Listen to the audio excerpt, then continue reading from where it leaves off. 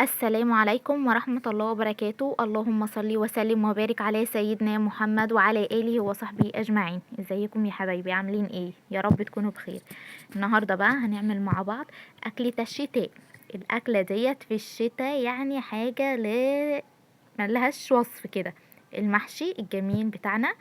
أنا عملت محشي بتنجان، وأنا بحشي برضو معاه فلفل من اللي هو الطويل ده، وفلفل رومي جميل بسم الله ما شاء الله. وعامله فرخه عامله فرخه مشويه بتتبيله ممتازه جدا. ويعني بسم الله ما شاء الله الله اكبر، كان الاكل تحفه تحفه تحفه. وشويه مخلل زيتون جميل جدا، الزيتون التفاحي ده. بس يا ريت قبل ما نبتدي في القناه تشتركوا وتفعلوا زر الجرس وتعليق حلو كده زيكم يا حبايب قلبي. هنا عملت برضو باميه، وكان عندي شوية مخلل فلفل وليمون. بص بقى كان شكل الاكل بسم الله ما شاء الله كده حاجة تفتح النفس. والفرخة بص برضو هفتحها معاكم، يعني كانت بسم الله ما شاء الله كانت دايبة دوب. يعني مش قادرة اوصف لكم، ما فيهاش بقى مش يعني مستوية، وكلها جميلة جدا وطعمها حلو. اللحم من جوه زي السكر، ومن فوق فيها قرمشة، يعني مقرمشة كده وحلوة.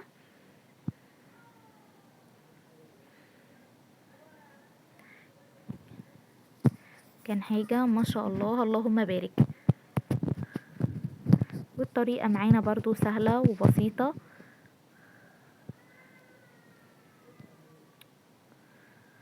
بس قبل ما نبدأ الفيديو مش هطول عليكم اكتر من كده، يا ريت سبسكرايب وتفعيل زر الجرس وتعليق حلو زيكم. هنا بقى عندي الفرخة، وعندي مية هنقع فيها الفرخة. المية حاطة مية وملح وخل وليمون وطماطمايه، عاملاه يعني مقطعاها كده بايدي، مش بقطعها بالسكينة ولا حاجة. هنا كده كنت هغسل الفرخة. انا طبعا منضفة الحوض كويس جدا. هغسل معاكم هنا الفرخة انا جايباها مش كبيرة قوي، لاني انا هشويها.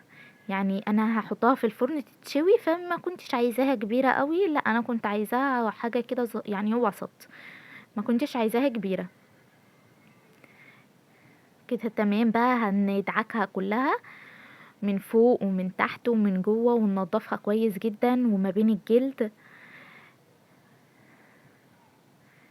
كده. تمام قوي. انا لسه هغسل طبعا فيها، يعني انا كده لسه ما كنتش غسلتها كويس. انا هغسلها وهنضفها كويس وهرجع لكم. هنا كنت اتخلصت بس الاول من الحته اللي هي في الجناح، العظمه ديت المفروض تترمي، يعني انا بقطعها وارميها لانها بتكون زفاره الفرخه. هنا كده كنت انا غسلت الفرخه كويس جدا ونضفتها. هنا تمام قوي كده كنا غسلنا الفرخة كويس جدا طبعا، وتحت الجلد وفوق وكل حاجة شطفناها كويس. وهننقعها في المية، هنسيبها منقوعة في المية 3 ساعات، يعني زي ما تقدري تسيبيها. وحطينا في المية بتاعة النقع شوية سكر. هنا كنا غسلنا القلب بتاع الكبدة كويس جدا، لازم تفتحيه وتطلعي فيه لان بيكون في حاجات مش نظيفة من جوه، لازم تطلعيها. هنا بقى هنعمل التتبيلة بتاعة الفراخ. انا بعمل تتبيله، وممكن اسيب يعني شويه تاني عندي احتياطي لو احتاجتهم في اي وقت، فانا عامله هنا بزياده شويه. قطعت 4 بصلات صغيرين، وطماطميتين، و4 قرون فلفل. انتي هتحطي فلفل رومي، هتحطي فلفل حامي، عايزه تحطي قرنين رومي وقرنين حامي مش مشكله. لو انتي طبعا بتحبي الحاجه شطه، يبقى تحطي شويه شطه معاهم، مش شطه ناشفه، لا حطي يعني قرن فلفل شطه. وهنا هنقطع الطماطم كده. الكبه دي يعني بصراحه معايا ممتازه جدا، يعني انا هعمل لكم ان شاء الله فيديو عليها. هقول لكم مميزاتها. ليها كذا ميزه، يعني مش ميزه ان هي تفرم بس، لا ليها كذا ميزه تاني. فرم اللحمه، تنظيف، تقشير التوم، كل حاجه هي الكبه دي بتعملها. ان شاء الله هعمل لكم فيديو عليها وهعرفها. هنا قطعنا قرون الفلفل كلها، 4 قرون فلفل هنقطعهم وهنفرمهم مع بعض. الكبة الساعة بتاعتها يعني الحجم بتاعها كبير مش صغير.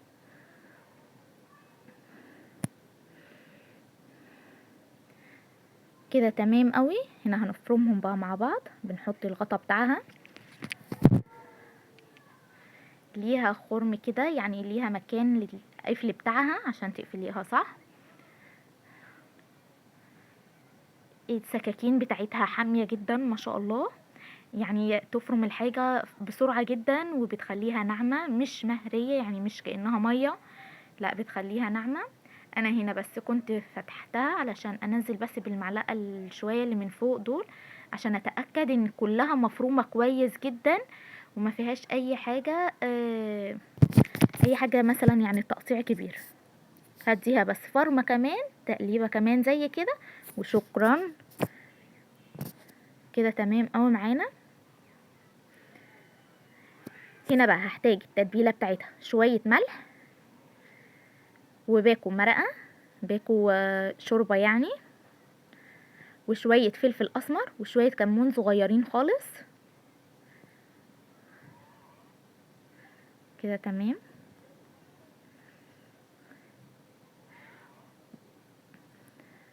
وانا بحط عليها يعني بطعمها بصراحة بيكون جميل جدا، بحط عليها صوص الباربيكيو.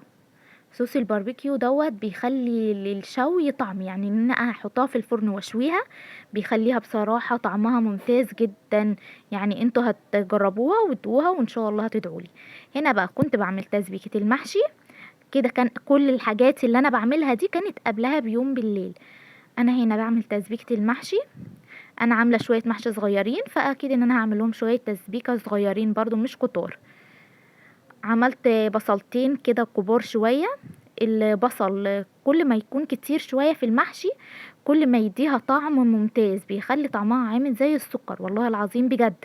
يعني بيخلي طعمها حلو، مش يعني البصل هنا كتير شوية بس بيخلي طعمها ممتاز. هديهم تقليبة في شوية زيت وحتة سمنة صغيرة. ولو عندك ليا ضاني بقى حطي حتة ليا ضاني بيخلي طعم الاكل كده جميل جدا والله. حتة ليا ضاني بس انا هنا للاسف ما كانش عندي. هنا كانت البصلة دبلت معايا.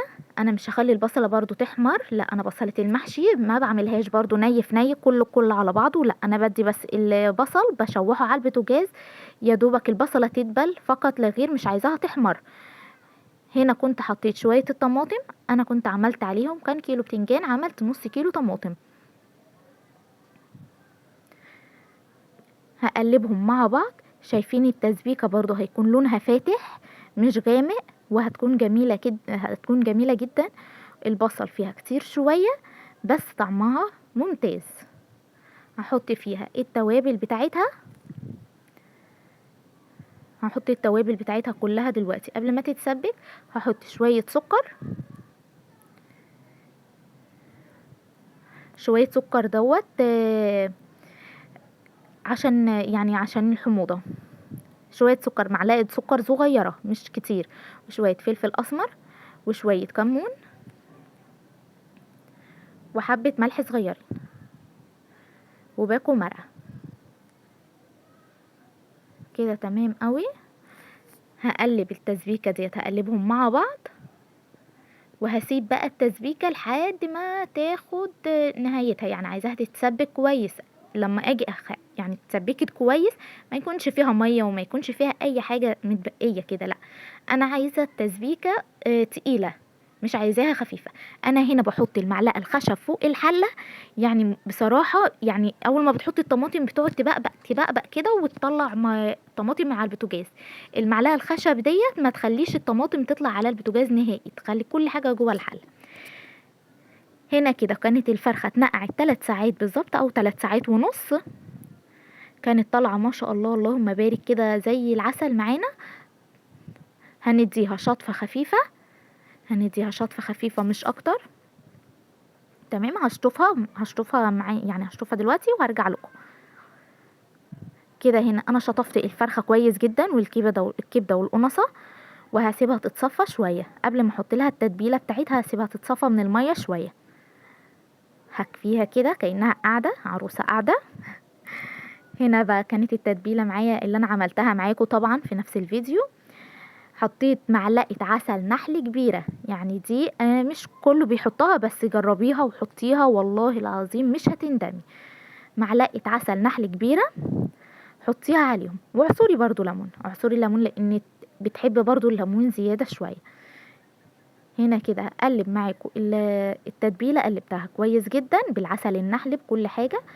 وهندعك الفرخه، هنملاها كده من جوه ومن بره ومن تحت الجلد. لازم تحت الجلد تكون انت منضفاه في التنظيف الاول قبل ما تنقعيها. كده انا هنا تبلت الفرخه كويس جدا. بصوا تحت الجلد، بصوا تحت الجلد كمان متبل، يعني كلها على بعضيها من جوه ومن بره بالكبده بالقنصه بكل حاجه متبله، مفيش حته فيها مش فيها تتبيله، كلها على بعضيها كده متبله. هنا بقى دي هسيبها لتاني يوم، يعني هخليها كده لتاني يوم، هتحطيها في التلاجة لتاني يوم. كده التسبيكة معانا كانت اتسبكت كويس جدا. بصوا تقيلة ازاي وحلوة وحمرة، يعني ما فيهاش مية هي من تحت، يعني بصوا انا وبقلب ما فيهاش مية من تحت. بصوا طالعة كده تقيلة ازاي وحلوة، عشان ما تكونش صيصة كده لا هي لازم التسبيكة بتاعت المحشي تكون تقيلة، يعني احنا عايزين تكونها متسبكة كويس. كده تمام، التسبيكة معايا خلصت وكله تمام. هنا بقى كان تاني يوم، يعني كده الفيديو ده بقى كان تاني يوم. انا جبت هحط طبعا الفرخة في الفرن، فانا جايبه لها اكياس حرارية. الكيس الحراري بيكون يعني احسن من ان انت تحطيها في الفرن وتدخليها كده، لا الكيس الحراري بيخلي ليها برضو طعم بصراحة. جبت الكيس الحراري وحطيته في صينية من عندي، وحطيت الفرخة جواها، وهحط الكبد والقنص، وهحط برضو بقية التتبيلة. يعني التتبيلة دي يا جماعة بتتاكل، يعني كده بتكون والله طعمها جميل جدا، يعني تحطيها كده جنب الاكل وتاكلي منها بتكون طعمها تحفة والله. كده انا حطيتها كلها، وهقفل الكيس وهظبطه وهرجع لكم. كده تمام انا حطيتها كلها، هقفل الكيس وهرجع لكم. كده كان الكيس انا قفلته وظبطته ومحطوط فيه، يعني بص هو ثارت شوية مية، يعني في شوية مية اهم من تحت، دول انا هحطهم في الفرن بس قبل ما المية ما تنشف، يعني انا مش عايزة المية تنشف اللي جواها. هحط لها شوية مية في الحلة، في الصينية سوري، هحط شوية مية في الصينية وهحطها على درجة حرارة عالية لمدة ساعتين. هنا بقى كنت انا بجهز حاجة المحشي، التسبيكة معانا اهي جاهزة، وهنا البتنجان شطفته ومتظبط، وهنا الرز حط عليه كانوا ربع كيلو رز، بس هنا كان يعني عشان باينين في الفيديو كتير شوية، لا كانوا ربع كيلو او يزيد عن الربع كيلو شوية، وحزمتين خضرة او حزمة ونص خضرة. وهحط شوية زيت، الزيت بيخلي ليها لمعة، بيخلي الرز كده بيلمع قدامك لمعة. وهحط شوية نعناع وشوية كمون صغيرين تاني خالص، وحبة فلفل صغيرين، وقلبتهم مع بعض كويس. وهحشي البتنجان كله. يعني انا هنا نضفت الحلة، وطبعا جبت الحلة اللي انا هحشي فيها، وشلت الحلة اللي انا كنت عاملة فيها التسبيكة، يعني شلتها خلاص كده مش عايزاها. وهحشي معاكم البتنجان. هنا بصوا انا بسيب شويه حته في البتنجان، يعني انا بسيب حته في البتنجان اهي لتحت، لان لما بيستوي بيرفع الرز ده بيرفع لفوق، فعشان ما تحشيهاش لحد الاخر وتظبطيها وبعد كده تلاقي الحله كلها بعد ما تستوي مليانه رز. فلا انت سيبي حبه حته يعني حته صغيره قد عقله صابع كده، هتسيبي حته قد عقله الصابع دي فاضيه، ما تحطيش فيها اي حاجه، ما تحطيش فيها رز، ما تحطيش فيها حاجه. هتسيبيها كده لحد ما البتنجان يستوي، هتلاقي البتنجانيه معاكي زي العسل، والرز مليها ومفيش رز واقع من بره، وهتكون حاجه الله اكبر. هنا انا معاكم بحشي البتنجان، انا بس هحشي كام واحده وهحطهم في الحله. انا بحب احطه مرصوص، يعني انا بحب احط البتنجان زي ما انتوا شايفينه كده مرصوص، ما بحبش احطه نايم كده، يعني احط الحله عادي واحطه نايم على جنبه كده، لا انا بحب اوقفه كله، اكون موقفاه، احس ان يعني بصراحه بحسه شكله حلو وطعمه، الشوربه ما تكونش مغوصاه كده من جوه، يعني ما تكونش فيه من جوه كده، لا بخلي مفروض كده واقف زي ما عرفتكم برضه اهو، شايفه عقله صابع بسيبها عشان لما يستوي الرز بيطلع لي فوق ما يطلعش بره الحله بتاعتي، ما يطلعش بره المحشي ويبهدل لي الحله بتاعتي كلها تكون رز. وان انت تحطي شويه زيت، ما تنسيش شويه الزيت تحطيهم بعد ما تخلصي كده، تحطي شويه زيت بيخلوا طعمه حلو وبيخلوا الرز بيلمع كده قدامك. كده تمام قوي. انا هخلص الحله بقى، هحشي شويه دول وهرجع لكم.